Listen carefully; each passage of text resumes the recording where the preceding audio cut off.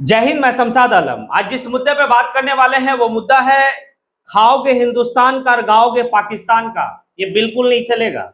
और आज मैं ऐसा क्यों कह रहा हूं, क्योंकि एक यूट्यूबर जो है वो देशद्रोही में पकड़ा गया है, यानी कि देश के साथ गद्दारी करते हुए पकड़ा गया है।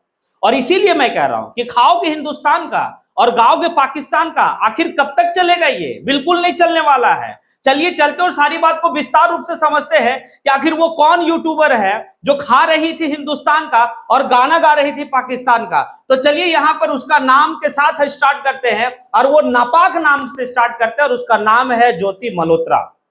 ज्योति मल्होत्रा एक जो है कि महिला यूट्यूबर है जो ट्रैवल ब्लॉग बनाती है, यानी कि घूमती है और ब्लॉग बनाती है। अब उसको जो है कि भाई हिंदुस्तान का कुछ खुफिया वाला चीज जो है वो पाकिस्तान का उच्च अधिकारी को दिया करती थी।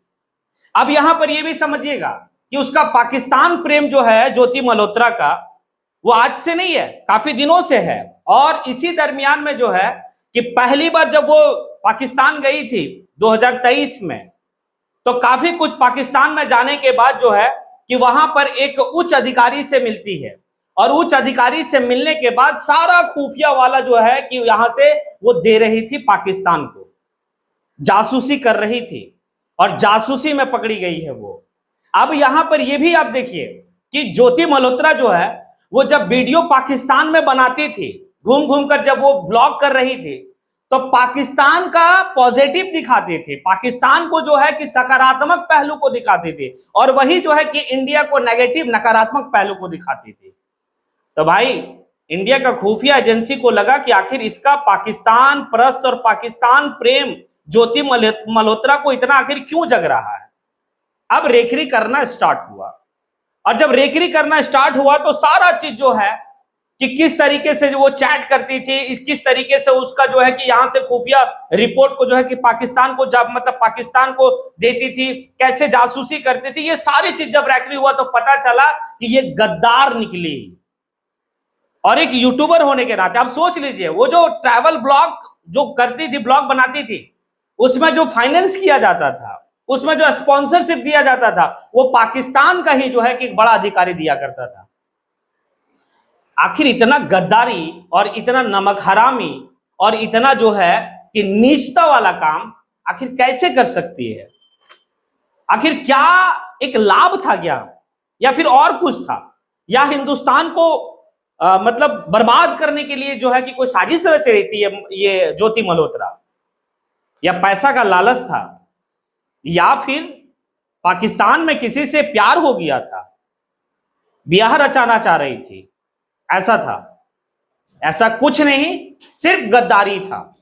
ज्योति मल्होत्रा को सोचना चाहिए कि हम जो कर रहे हैं वो कभी माफ करने वाला चीज नहीं है। इसलिए माफ करने वाला चीज नहीं है क्योंकि आप देश से गद्दारी कर रहे हैं, आप खा रहे हैं हिंदुस्तान का और गुण गा रहे हैं पाकिस्तान का। लेकिन कुछ लोगों का हमेशा से एक नेगेटिव और थॉट चलता है, और ये वाला जो डायलॉग है ना, जो खा रहे हैं मतलब हिंदुस्तान का और गुण गा रहे हैं पाकिस्तान का, ये एक विशेष वर्ग को टारगेट करके कहा जाता है। अब उन आने की जो है कि भक्तों से मैं कह रहा हूं, और उन चिटपुट लोगों से मैं कह रहा हूं कि आखिर जो है कि ज्योति मल्होत्रा मौसरी बहन, आखिर कुछ तो होगा।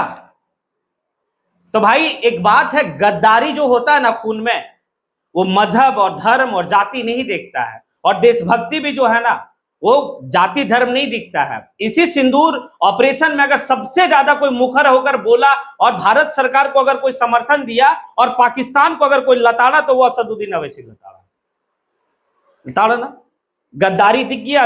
अभी जो है कि हम पाकिस्तान से लड़ रहे थे, और इसी टाइम में सोचिए कि ये ज्योति मल्होत्रा जो है एक यूट्यूबर, वो क्या की होगी, सारा खुफिया रिपोर्ट जो है वो पाकिस्तान को देती चली गई। अब आप लोगों से राय है, और आप लोग जो है कि इस कमेंट बॉक्स में आके जरूर कमेंट करें, क्या ज्योति मल्होत्रा को फांसी होनी चाहिए?